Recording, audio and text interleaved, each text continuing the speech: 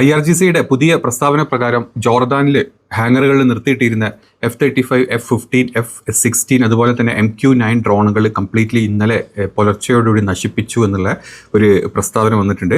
ഇത് ഇറാനിയൻ ജനത അല്ലെങ്കിൽ ഇറാനിയൻ ഭരണകൂടം ജോർദാനിയൻ ജനതയോട് പറഞ്ഞതായിട്ടുള്ള ഒരു പ്രസ്താവനയാണ് വന്നിട്ടുള്ളത്. ആ പ്രസ്താവന ഇങ്ങനെയായിരുന്നു: ബഹുമാനപ്പെട്ട ജോർദാൻ ജനതയോട്, ഇന്ന് രാവിലെ നമ്മുടെ ജനങ്ങൾക്കെതിരെ അമേരിക്കൻ സൈന്യത്തിന്റെ മാരക ആക്രമണം പുനരാരംഭിച്ച സാഹചര്യത്തിൽ ഗ്രേറ്റർ സാത്താൻഡ്, അതായത് അമേരിക്കൻ അല്ലെങ്കിൽ ഇസ്രായേലി കുറ്റകൃത്യങ്ങൾക്ക് മറുപടിയായി ഇവയിൽ ഭൂരിഭാഗവും ജോർദാൻ മണ്ണിലെ അമേരിക്കൻ താവളങ്ങൾ ഉപയോഗിച്ചിട്ടാണ് നടപ്പിലാക്കിയിട്ടുള്ളത്.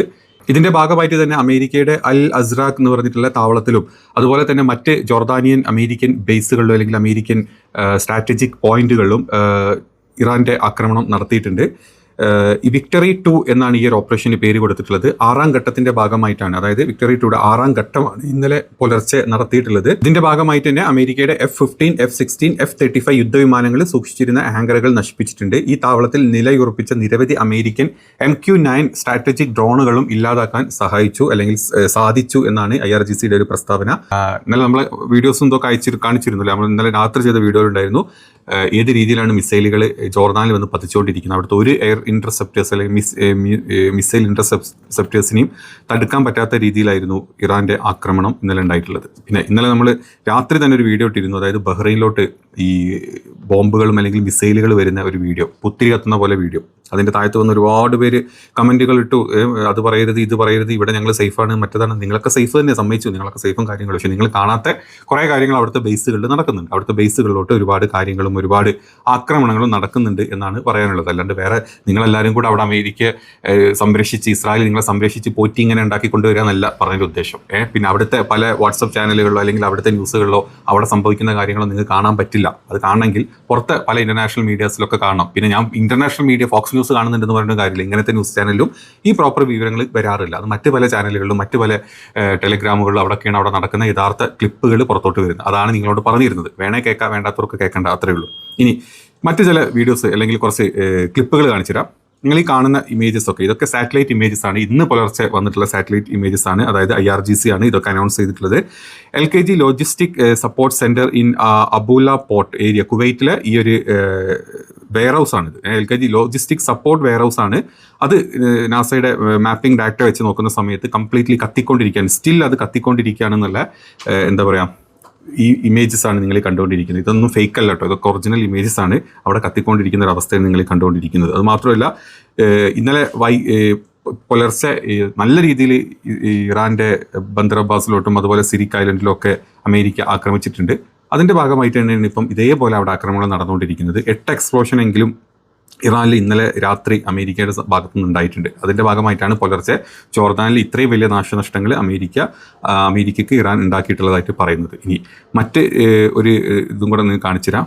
ഏകദേശം 5ഓളം കപ്പലുകളാണ് ഇറാൻ എന്താ പറയുക തകർത്ത് കളഞ്ഞിട്ടുള്ളത്. അതായത് ഈ ഇറാൻ്റെ വാക്ക് കേൾക്കാണ്ട് അല്ലെങ്കിൽ അമേരിക്കൻ വാക്ക് കേട്ടിട്ട് ക്രോസ് ചെയ്യാൻ ശ്രമിച്ച കപ്പലുകളിൽ ഏകദേശം ഒരു ഇന്ത്യക്കാരെ ഇന്നലെ മരണപ്പെട്ടു എന്നുള്ള വാർത്ത ഉണ്ടായിരുന്നു. ഇന്ന് കുറച്ച് മുമ്പ് പുതിയ വാർത്ത വരുന്നുണ്ട്. 13ഓളം ഇന്ത്യക്കാർ ഈ വെസൽസിലുണ്ടായിരുന്നു, മരണപ്പെട്ടവരുടെ കൂട്ടത്തിലുണ്ട്.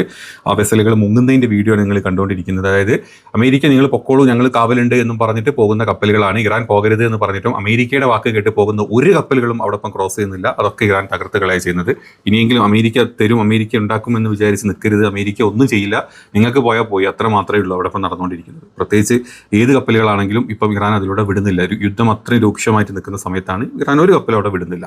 അതാണ് സ്ട്രൈറ്റ് ഓഫ് ഹോർമൂസിൽ ഇപ്പോൾ നടന്നുകൊണ്ടിരിക്കുന്നത്. ഇനി കുവൈറ്റിന് എടുത്തു കഴിഞ്ഞാൽ, കുവൈറ്റിലോട്ട് ഇന്നലെ ഡ്രോൺ അറ്റാക്കിന്, അതൊരു വെയർ ഹൗസിലോട്ടാണ്, അമേരിക്കൻ സപ്പോർട്ടഡ് വെയർ ഹൗസ് ആണ്. അവിടെ അതിൻ്റെ എന്താ പറയുക, വാഷിംഗ്ടണിൻ്റെ സപ്പോർട്ടോട് കൂടിയുള്ള ഒരു വെയർ ഹൗസ് ആണ്. ആ വെയർ ഹൗസിലോട്ടുള്ള ഡ്രോൺ അറ്റാക്കിൻ്റെ വീഡിയോ ആണ് കാണുന്നത്. എങ്ങനെയാണ് ഡ്രോൺ അവിടെ വന്ന് പതിക്കുന്നത്. ഇത് കുവൈറ്റിൽ നടന്നിട്ടുള്ള കാര്യമാണ് കേട്ടോ.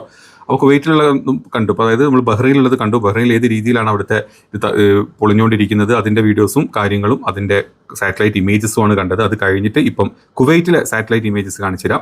അതായത് ഇത് എപ്പോഴും അവിടെ ഫയർ ബ്രേക്ക് നടന്നുകൊണ്ടിരിക്കുകയാണ് ഈ വെയർ ഹൗസിൽ. അവിടെ ആക്രമിച്ചു, അതായത് വന്ന ഡ്രോണിൻ്റെ എഫക്റ്റ് നിങ്ങൾ കണ്ടു. അത് കഴിഞ്ഞ് ഇപ്പോഴും കത്തിക്കൊണ്ടിരിക്കുകയാണ്. അതുകൊണ്ടാണ് അത് ബ്ലർ ചെയ്ത് അല്ലെങ്കിൽ മഞ്ഞ കളറാക്കി വെച്ചിട്ടുള്ളത്. അവിടെ കത്തിക്കൊണ്ടിരിക്കുന്ന ഒരു അവസ്ഥയാണ് ഇപ്പോഴും അവിടെ ഉള്ളത്. ഇനി അത് കഴിഞ്ഞ് ഖത്തറിലോട്ട് വരികയാണ്. ഖത്തറിൽ ഇന്നലെ ഒരു അപകടം ഉണ്ടായിട്ടുണ്ട്, അല്ലെങ്കിൽ ഖത്തറിലോട്ട് ഇന്നലെ ആക്രമണം ഉണ്ടായിട്ടുണ്ട്. ആ ഖത്തറിലുണ്ടായിട്ടുള്ള സാറ്റലൈറ്റ് ഇമേജസിൻ്റെ വീഡിയോ ആണ് നിങ്ങൾ കണ്ടുകൊണ്ടിരിക്കുന്നത്. അതായത് ഖത്തറിലെ എക്യുപ്മെൻറ്റ് ഡിപ്പോ, അമേരിക്കയുടെ എക്യുപ്മെൻറ്റ് ഡിപ്പോ മുവാഹിയ ബേസിൽ, ഖത്തറിലെ അൽ മുഹാവിയ ബേസിലെ ഡിപ്പോ തകർത്ത് കളഞ്ഞിട്ടുള്ള ഇറാൻ്റെ മിസൈൽ തകർത്ത് കളഞ്ഞിട്ടുള്ള ഇമേജസിൻ്റെ ഒരു സ്റ്റാൻഡേർഡാണ് നിങ്ങൾ കണ്ടുകൊണ്ടിരിക്കുന്നത്.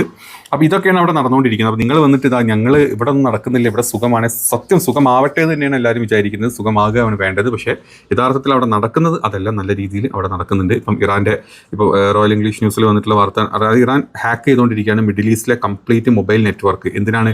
US-ൻ്റെ പേഴ്സണൽസ് എവിടെയാണ് അവിടെ ഉള്ളത്, അവരുടെ പട്ടാളക്കാർ അല്ലെങ്കിൽ മറ്റ് ഡിപ്ലോമാറ്റ്സ് എവിടെ ഉള്ളതെന്ന് അവരുടെ മൊബൈൽ ഹാക്ക് ചെയ്തുകൊണ്ടിരിക്കുകയാണ്. അവരുടെ പ്ലേസ് കണ്ടെത്തി അവിടെ കൊണ്ട് ബോംബിടാനുള്ള പരിപാടിയാണ്. സ്റ്റാർട്ടിങ്ങിൽ ഇതേ പരിപാടി ചെയ്തിരുന്നു ബഹ്റൈനിലൊക്കെ.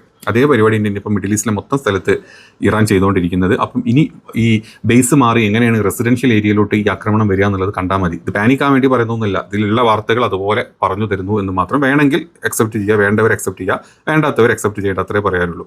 ഇനി ഇത് രണ്ടും കഴിഞ്ഞ് അല്ലെങ്കിൽ ഈ വാർത്തകളൊക്കെ കഴിഞ്ഞ് നിൽക്കുമ്പോഴാണ് ഇന്നലെ ഈ ബെൻഗുരിയൻ എയർപോർട്ടിലോട്ട് അമേരിക്കയുടെ കൂടുതൽ ഈ ടാങ്കേഴ്സും അല്ലെങ്കിൽ ഈ റീഫിലും ജെറ്റുകളൊക്കെ വന്ന് ലാൻഡ് ചെയ്യുന്നുണ്ട്. അപ്പം അതിനൊപ്പം സ്റ്റോപ്പ് ചെയ്തിട്ടുണ്ട് ഇസ്രായേൽ. കാരണം അവർക്ക് അവിടെ യാത്രക്കാർക്ക് വന്ന് പോകാൻ പറ്റുന്നില്ല, അമേരിക്കയുടെ ഈ ജെറ്റുകൾ നിറഞ്ഞതുകൊണ്ട്, അല്ലെങ്കിൽ യുദ്ധ വിമാനങ്ങൾ, പോർ വിമാനങ്ങൾ നിറഞ്ഞതുകൊണ്ട് ബെൻഗുരിയനിൽ ഇനി ഇറക്കാൻ പാടില്ല അമേരിക്കൻ ഫൈറ്റർ ജെറ്റുകളും അല്ലെങ്കിൽ അമേരിക്കയുടെ മറ്റ് റീഫ്യൂലും ടാങ്കറുകളും ഇറക്കാൻ പാടില്ല എന്ന് പറഞ്ഞിട്ട് ഒരു പ്രസ്താവന ഇസ്രായേലിൻ്റെ ഭാഗത്തുനിന്നുണ്ട്. ഇതൊക്കെ മനസ്സിലാവുന്നത് ഇസ്രായേലിൻ്റെ അമേരിക്കയുടെ ഇടയിൽ നല്ല രീതിയിൽ ക്ലാഷ് നടക്കുന്നുണ്ട്. അത് പുറത്തോട്ട് ഏത് രീതിയിൽ വന്നിട്ടില്ലെങ്കിലും അവരുടെ ഇടയിലും വലിയൊരു ക്ലാഷും കാര്യങ്ങളൊക്കെ നടന്നു പോകുന്നുണ്ട്. അപ്പോൾ ഇതൊക്കെയാണ് ഇപ്പോൾ ഇന്ന് രാവിലെ വന്നിട്ടുള്ള യുദ്ധത്തിൻ്റെ മറ്റ് വാർത്തകൾ. എത്ര പേര് കൊല്ലപ്പെട്ടു അല്ലെങ്കിൽ വെസൽസ് കടന്നു പോകുമ്പോൾ എത്ര പേര് മരിക്കുന്നുണ്ട്, ഒന്നും പ്രോപ്പറായിട്ടുള്ള ഒരു ഐഡിയയും പുറത്തോട്ട് വരുന്നില്ല. അതുകൊണ്ട് ഇത് കാണുന്ന കുറേ ആൾക്കാർ സപ്പോർട്ട് ചെയ്ത് നമുക്ക് കമൻറ്റ് ചെയ്യുന്നുണ്ടോ, സത്യം കറക്റ്റാണ്, കണ്ടവർ ഒരുപാട് പേരുണ്ട്, അവരത് മെസ്സേജ് ചെയ്യുന്നുണ്ട്. പക്ഷേ മെസ്സേജ് ചെയ്താലും അല്ലെങ്കിൽ അതിൻ്റെ വീഡിയോ എടുക്കുക അല്ലെങ്കിൽ ഇതൊന്നും സ്പ്രെഡ് ചെയ്യുന്നില്ല ഈ ബഹ്റൈനിലും കുവൈറ്റിലും എന്നുള്ളത് നിങ്ങൾ ആലോചിച്ചാൽ മതി. നിങ്ങൾ കാണുന്നതല്ല, അവിടുന്ന് ഔട്ട് ചെയ്ത് വരുന്ന വീഡിയോസ് പുറത്ത് നല്ല രീതിയിൽ സ്പ്രെഡ് ചെയ്ത് ആൾക്കാർ കണ്ടുകൊണ്ടിരിക്കുന്നുണ്ട്. അപ്പം കരുതിയിരിക്കുക എല്ലാവരും. ഒന്ന് പേടിക്കാൻ വേണ്ടിയിട്ടില്ല, അറ്റ്ലീസ്റ്റ് കരുതിയിരിക്കാനുള്ള ബോധം തലയിലെങ്കിലും ഉണ്ടാക്കാൻ വേണ്ടിയിട്ട് മാത്രമാണ് അത് പറയുന്നത്. അടുത്തൊരു വീഡിയോയിൽ കാണാം, അപ്ഡേറ്റിൽ. ബൈ.